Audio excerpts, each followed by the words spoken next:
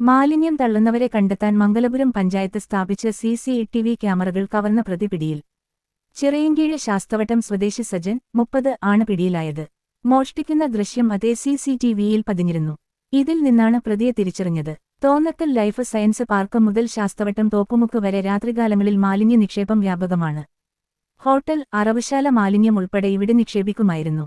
അതിനാൽ തന്നെ തെരുവുനാക്കളും കാട്ടുപന്നികളും പ്രദേശം കൈയടക്കി. തുടർന്നാണ് മംഗലപുരം പഞ്ചായത്ത് കമ്മിറ്റി CCTV ക്യാമറകൾ സ്ഥാപിക്കാൻ തീരുമാനിച്ചത്. 10 ലക്ഷത്തോളം രൂപ ചെലവിൽ ഉൾപ്പെടെയുള്ള ക്യാമറകൾ കെൽട്രോണാണ് സ്ഥാപിച്ചത്. അവസാനവട്ട ജോലികൾ നടക്കുന്നതിനിടെ കഴിഞ്ഞ ദിവസം രാത്രിയിൽ 7 ക്യാമറകൾ കവർന്നത്. മോഷ്ടിച്ച ക്യാമറകൾ പ്രതി സജന്റെ ചിലമ്പിലുള്ള വീട്ടിൽ ചാക്കിൽ കുഴിച്ചിട്ട നിലയിൽ കണ്ടെത്തി. കഴിഞ്ഞ 3 മാസത്തിനിടെ ഈ റോഡിൽ മാലിന്യം തള്ളിയവർക്ക് 1 ലക്ഷത്തോളം രൂപ ചുമത്തിയിട്ടുണ്ട്. മാലിന്യലോബിയാണോ ഇവ കവർന്നതെന്നും പഞ്ചായത്ത് അധികൃതർ സംശയിച്ചിരുന്നു.